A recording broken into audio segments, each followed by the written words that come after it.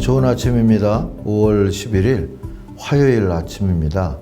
오늘은 우리 유치부실에서 아침 묵상을 진행하려고 합니다. 빌립보서 2장을 함께 나누고 또 기도할 때 여러분 유치부를 위해서, 유치부 아이들을 위해서도 기도해 주시기를 바랍니다. 빌립보서 2장 1절부터 30절 끝까지 교독하겠습니다. 그러므로 그리스도 안에 무슨 권면이나 사랑의 무슨 위로나 성령의 무슨 교제나 긍휼이나 자비가 있거든 마음을 같이하여 같은 사랑을 가지고 뜻을 합하며 한 마음을 품어 아무 일에든지 다툼이나 허영으로 하지 말고 오직 겸손한 마음으로 각각 자기보다 남을 낮게 여기고 각각 자기 일을 돌볼 뿐더러 또한 각각 다른 사람들의 일을 돌보아 나의 기쁨을 충만하게 하라. 너희 안에 이 마음을 품으라. 곧 그리스도 예수의 마음이니 그는 근본 하나님의 본체시나 하나님과 동등됨을 취할 것으로 여기지 아니하시고 오히려 자기를 비워 종의 형체를 가지사 사람들과 같이 되셨고 사람의 모양으로 나타나사 자기를 낮추시고 죽기까지 복종하셨으니 곧 십자가에 죽으심이라. 이러므로 하나님이 그를 지극히 높여 모든 이름 위에 뛰어난 이름을 주사 하늘에 있는 자들과 땅에 있는 자들과 땅 아래에 있는 자들로 모든 무릎을 예수의 이름에 꿇게 하시고 모든 입으로 예수 그리스도를 주라 시인하여 하나님 아버지께 영광을 돌리게 하셨느니라. 그러므로 나의 사랑하는 자들아 너희가 나 있을 때뿐 아니라 더욱 지금 나 없을 때에도 항상 복종하여 두렵고 떨림으로 너희 구원을 이루라. 너희 안에서 행하시는 이는 하나님이시니 자기의 기쁘신 뜻을 위하여 너희에게 소원을 두고 행하게 하시나니 모든 일을 원망과 시비가 없이 하라. 이는 너희가 흠이 없고 순전하여 어그러지고 거스르는 세대 가운데서 하나님의 흠없는 자녀로 세상에서 그들 가운데 빛들로 나타나며 생명의 말씀을 밝혀 나의 다름질이 헛되지 아니하고 수고도 헛되지 아니하므로 그리스도의 날에 내가 자랑할 것이 있게 하려 함이라. 만일 너희 믿음의 재물과 섬김 위에 내가 나를 전제로 드릴지라도 나는 기뻐하고 너희 무리와 함께 기뻐하리니 이와 같이 너희도 기뻐하고 나와 함께 기뻐하라. 내가 디모데를 속히 너희에게 보내기를 주 안에서 바람은 너희의 사정을 알므로 안위를 받으려 함이니 이는 뜻을 같이하여 너희 사정을 진실히 생각할 자가 이밖에 내게 없음이라.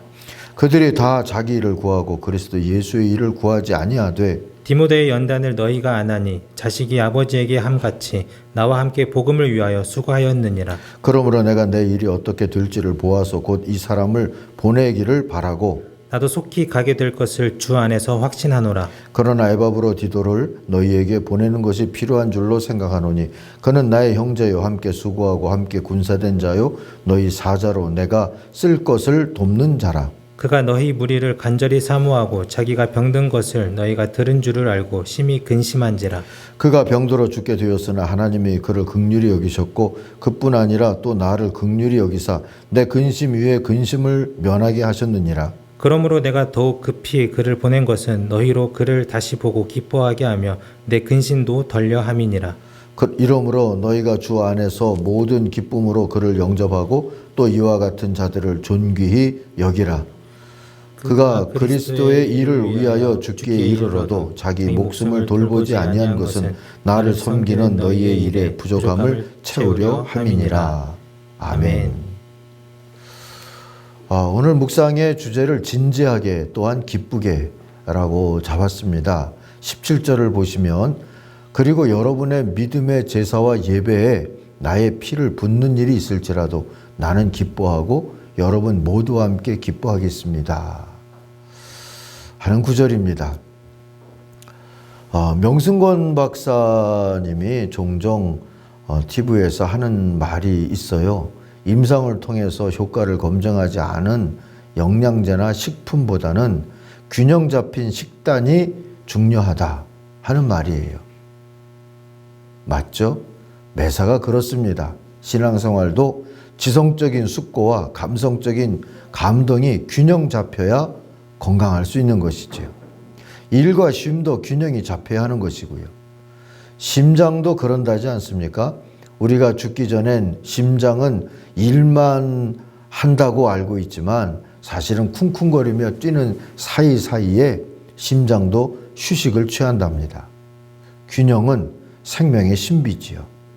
바울은 심장처럼 그렇게 균형 잡힌 삶을 살았던 대표적인 인물이다 싶습니다. 그래서 갇혀있는 처지에서도 더 나아가 제단에 피를 붓듯 생애가 끝나간다는 느낌을 전하면서도 여전히 기쁘다 말할 수 있었고, 교회를 향해서도 너희도 기뻐하고 나와 함께 기뻐하라고 권면할 수가 있었던 겁니다. 우리가 신앙적으로 균형 잡힌 삶을 어떻게 이해하고 또 어떻게 살아가야 할까요? 첫 번째로 12절 이하를 보면 은혜와 노력의 균형이 필요한 것을 깨닫게 됩니다. 12절을 보실까요?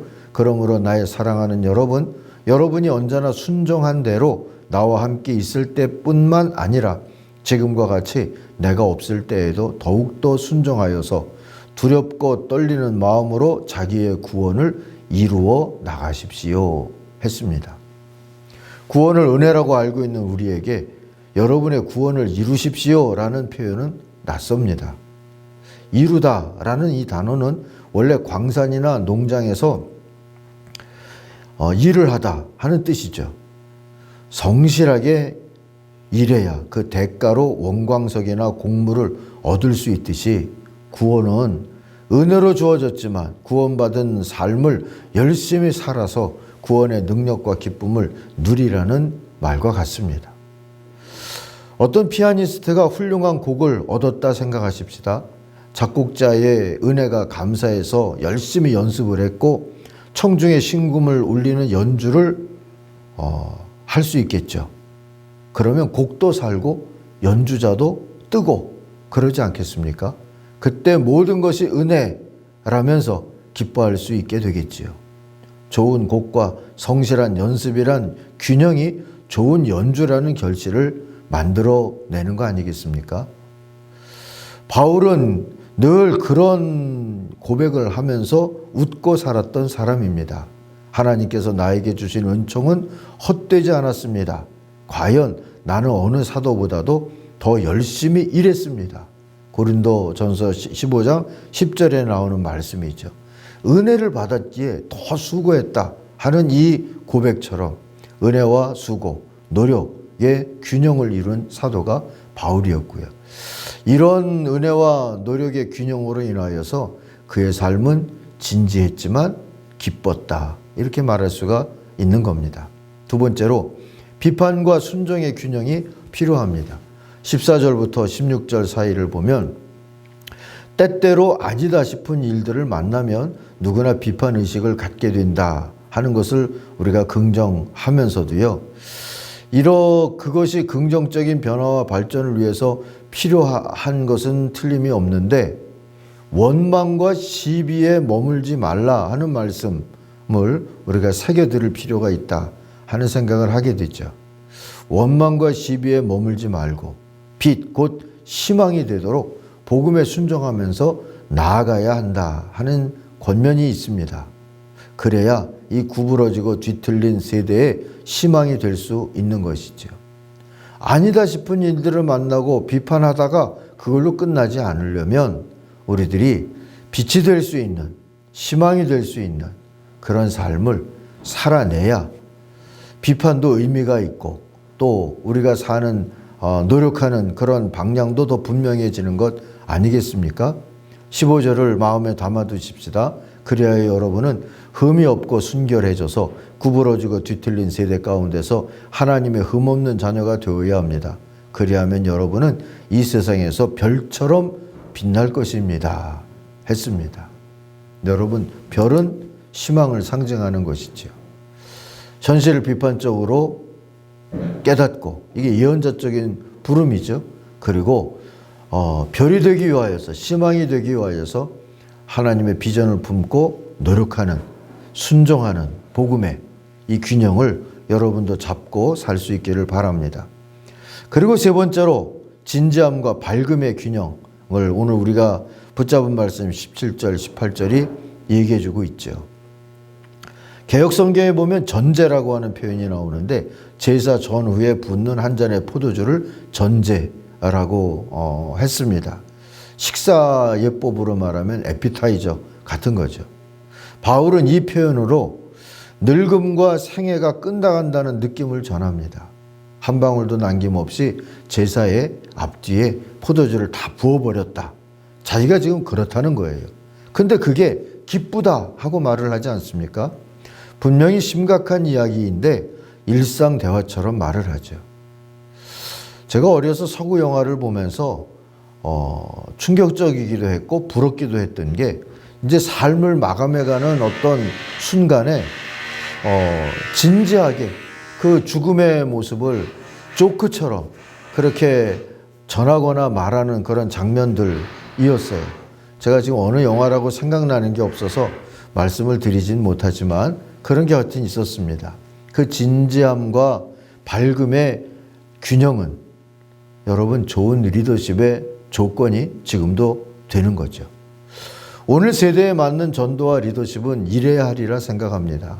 지나치게 진지한 예배 생활과 위협적인 전도는 사람들에게 스트레스를 주고 웃을 여유를 잃게 만듭니다. 죄인들과 함께 먹고 마시며 복음을 전하셨던 예수님에게 보듯이 진리와 복음은 어둡고 칙칙한 곳보다 밝고 유쾌한 데서 오히려 진가를 발휘하는 것이지요. 그런 의미에서 이렇게 어제 보았던 영화부실이나 오늘 보는 우리 유년부실이나 리모델링으로 이렇게 밝아진 모습이 얼마나 좋은가 하는 그런 기쁨을 갖습니다. 이제 우리도 진지하게 또한 기쁘게라는 신비로운 균형과 통합의 전도를 하면서 살기로 다짐하십시다. 이를 위해서 균형의 영성을 연습하며 살기를 바랍니다. 은혜를 고백하고 구도자적인 노력을 같이 하고 비판과 순종의 균형을 잡아가면서 진지한 복음을 또 밝은 웃음과 또 밝은 선포를 통하여서 균형 잡힌 모습으로 전하며 살 수 있는 매일매일이 될 수 있기를 바랍니다. 기도하겠습니다. 하나님 아버지, 복음을 겸손하게 듣습니다. 그리고 기쁨으로 전하기를 다짐합니다. 그렇게 살아가도록 우리 걸음을 인도해 주시옵소서. 오늘 이 유튜브실에서 아침 묵상을 하고 있습니다. 우리 아이들이 어려서부터 복음을 기쁨으로 받을 줄 알고 또 기쁨으로 나눌 줄 아는 그러한 인생으로 커가도록 하나님이 축복하여 주시고 또 우리 아이들에게 복음을 전해야 될 모든 교사들과 가정들 속에 하나님의 그런 은사를 더하여 주옵소서. 예수님의 이름으로 기도하옵나이다. 아멘.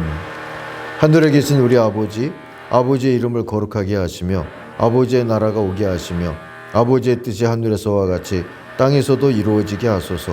오늘 우리에게 일용할 양식을 주시고 우리가 우리에게 잘못한 사람을 용서하여 준 것 같이 우리 죄를 용서하여 주시고 우리를 시험에 빠지지 않게 하시고 악에서 구하소서.